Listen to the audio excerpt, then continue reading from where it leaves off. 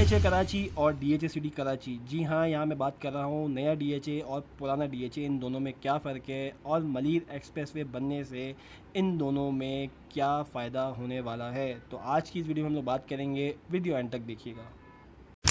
अस्सलाम वालेकुम व्यूअर्स, मेरा नाम हुसामुद्दीन है और आप लोग देख रहे हैं प्रॉपटेक पाकिस्तान। सब्सक्राइब करना ना भूलिएगा। तो व्यूअर्स, उम्मीद है कि आप लोगों ने सब्सक्राइब कर लिया होगा।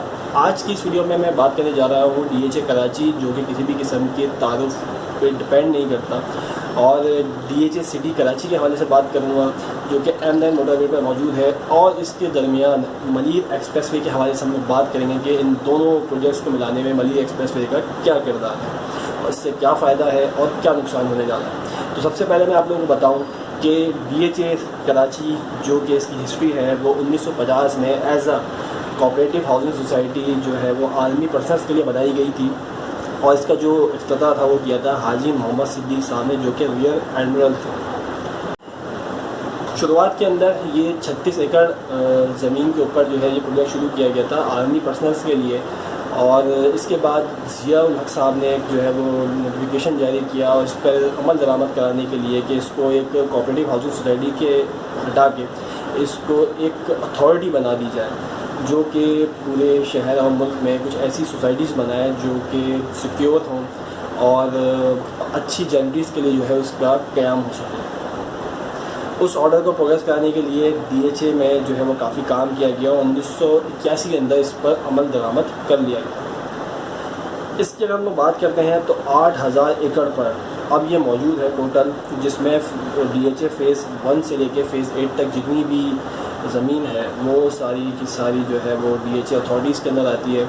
और फ़ेज़ 8 इस वक्त जो है बहुत ज़्यादा हॉट प्रोजेक्ट और हॉट जो है वो ज़मीन इस वक्त कहलाती है, जिसमें ईमार है, HMR है और दीगर मरीना क्लब और दीगर जो है वो डीएचए के प्रोजेक्ट्स हैं। इसी के अगेंस्ट अगर मैं बात करूँ डीएचए सिटी कराची की, जो कि 20,000 एकड़ पर मौजूद है और इस वक्त राइजिंग प्रोजेक्ट है पूरे पाकिस्तान के अंदर। पूरे कराची की शहर कराची की पूरी नज़रें जो है वो डीएचए सिटी कराची के ऊपर है।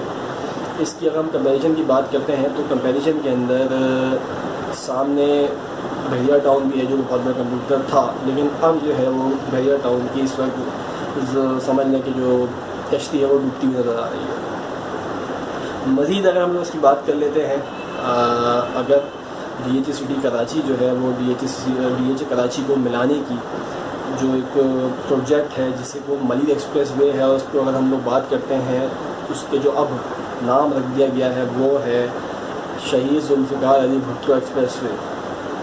इस एक्सप्रेसवे के हवाले से अगर मैं आप लोगों को बताऊं, मलिर एक्सप्रेसवे के हवाले से अगर हम लोग बात करते हैं तो ऑलमोस्ट 56 किलोमीटर की तवील इसका जो स्पैन है वो 56 किलोमीटर है और 38 किलोमीटर लंबा जो है इसको बनाया गया है। और करंगी से ये शुरू होता है और कराची के एंड पे जहाँ पे M9 मोटरवे है उससे जाकर कनेक्ट हो जाता है।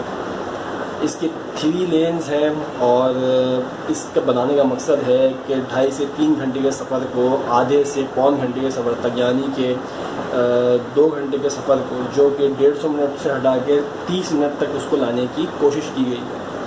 और इसको जो है वो अभी तक का हाई स्पीड कॉरिडोर कराची का जो है वो बताया जा रहा है। हम थोड़ी सी अगर बात कर लेंगे डीएचए सिटी कराची और डीएचए कराची में थोड़ा सा कंपैरिजन क्या है जेएनटी के हवाले से। जेएनटी के अंदर हम लोग जाते हैं तो ज़्यादातर आम अल्फाज में किसी को कोई अगर किसी किस्म की मिसाल लेनी होती है कि यार मैं तो फ़लाना जो है ना मेरे रिश्तेदार डीएचए में रहते हैं या मेरा जो है ना दोस्त डीएचए के अंदर, तो हमारे दिमाग जो है ना वैसी परसेप्शन बन जाता है कि यार इससे मतलब है किसी एलीट क्लास से या बहुत ही अपर मिडिल क्लास या अपर क्लास के लोग जो है वो डीएचए के अंदर रहते हैं। बचपन से सारी अच्छी एक्टिविटीज़ और एक्सपेंसिव एक्टिविटीज़ हम लोगों ने डीएचए सिटी के अंदर डीएचए कराची के अंदर ही हम लोगों ने सुनी है कि डीएचए के अंदर ये होता है, डीएचए के अंदर वो होता है। ज़्यादातर जो पैसे की समझ लें कि यार दौलतमंद लोग जो है वो ज़्यादातर डीएचए के अंदर ही पाए जाते हैं। और लोग के और भी बहुत सारी सोसाइटीज़ इसके अंदर रहते हैं, लेकिन डीएचए एक आइकन बन चुका है और ज़्यादातर लोग जो है वो डीएचए में रहना ही पसंद करते हैं। तो इसी का जो एक्सपेंशन एक है डीएचए सिटी कराची, वो भी सेम ऐसे ही होगा, बस इसमें फ़र्क ये होगा कि उसके सामने समंदर यानी सी फ्रंट नहीं होगा।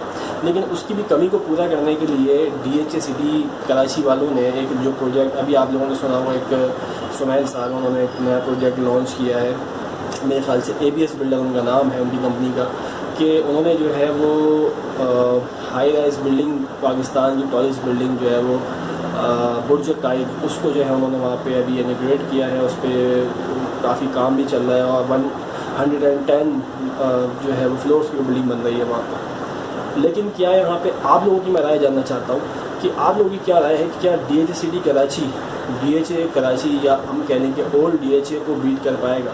क्या वैसे ही ज्वेलरी, वैसे ही माहौल कि जब हम DHA में इस वक्त इंटर होते हैं जाके और हमें एक माहौल एक नज़र आता है कभी कभार, तो मैं अपनी खुद की बात करूँ तो मेरा दिल चाहता है कि यार DHA के अंदर मैं अपना घर बनाऊँ, सी फ्रंट पे मेरा घर हो, या मैं बिल्डिंग ले लूँ, बिल्डिंग में जो है वो फ्लैट ले लूँ और वहाँ पर रहूँ जिसमें सामने सी फ्रंट नज़र आए। तो क्या DHA सिटी कराची DHA को इस तरीके से बीट कर सकेगा? थोड़ा सा और हम लोग प्राइजेस के कंपैरिजन के हवाले से बात कर लेते हैं कि इस वक्त DHA सिटी के अंदर प्राइजेस क्या चल रहे हैं।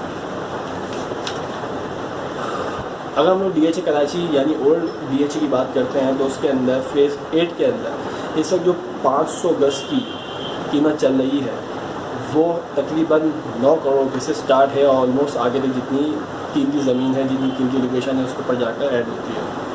वहीं अगर मैं बात करता हूँ DHA सिटी कराची के अंदर, वहाँ पे 500 गज़ की जो इस वक्त ज़मीन की कीमत है वो शुरू ही 1.5 करोड़ रुपये से होती है। कहाँ 9 करोड़ और कहाँ 1.5 करोड़। इसके अलावा अगर मैं थोड़ा सा कंपैरिजन करूँ कि दीगर सेक्टर्स में सब क्या प्राइजेस चल रही हैं, तो सेक्टर 9 के अंदर इस वक्त 125 गज़ की जो प्लॉट्स हैं वो स्टार्ट होते हैं 25 लाख रुपए से।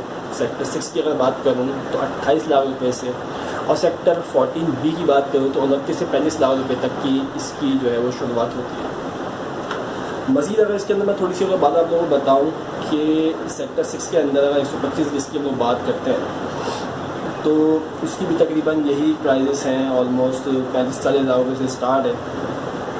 और 500 गज़ की जैसा कि मैंने आप लोगों को बताया, इस वक्त मंदी चल रही है, हुकूमत ने इतने टैक्सेस लगा दिए हैं, इतना मुश्किल कर दिया है आम आदमी के लिए प्रॉपर्टी बनाना कि कोई आम शख्स तो प्रॉपर्टी बनाने के बारे में सोच नहीं सकता। मैं अगर अपनी बात करूं कि मेरे पास अगर पैसे आ जाए तो मैं प्रॉपर्टी के अंदर इन्वेस्ट करने से पहले 1 करोड़ मरतबा सोचूँगा। लेकिन अगर देखा जाए तो ये एक ऐसा वक्त है कि थोड़ा सा अगर किसी को लैंड बैंकिंग करनी है, इसके ऊपर ही मैंने एक वीडियो बनाई थी लैंड बैंकिंग के ऊपर, वो वीडियो भी आप लोग जाके देख सकते हैं कि लैंड बैंकिंग बेसिकली ये होता है कि जिस तरह हम बैंक में पैसे जमा करते हैं उसी तरह हमें ज़मीनें भी जमा करनी चाहिए, क्योंकि ज़मीन एक बहुत कीमती असासा होती है और इसके ऊपर बड़ी बड़ी जमीनें भी इसी के ऊपर होती हैं। बड़ी बड़ी लड़ाई फंडे फसादात और मुकमुका सुलह, हर किस्म की जो मालूम जो भी कहने में फितना जो है वो आता है उसके अंदर।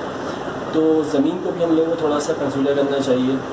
लेकिन रियल इस्टेट के भी सब जो हालात हैं वो बहुत ही ज़्यादा बदतर हैं। इसी तरीके से अगर DHA सिटी कराची के अंदर प्राइजेस के हवाले से अगर बात करी जाती है तो अभी प्राइजेस कम हुई हैं और ऑल ओवर जो है उसकी जो लेन देन है वो बिल्कुल ही चलेंगे डाउन हुई है। इसी वजह से जो कीमतें हैं वो बहुत ज़्यादा डाउन की तरफ है।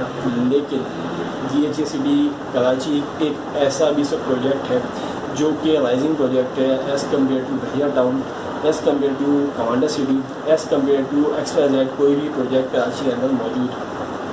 तो व्यूअर्स, आप लोगों की क्या राय है इसके हवाले से कमेंट में बताना मत भूलिएगा, सब्सक्राइब करना ना भूलिएगा और लाइक करना ना भूलिएगा। तो देखते रहिए प्रॉपर्टी पाकिस्तान। मैं हूँ आपका होस्ट हुसामुद्दीन। जज़ाकल्लाह।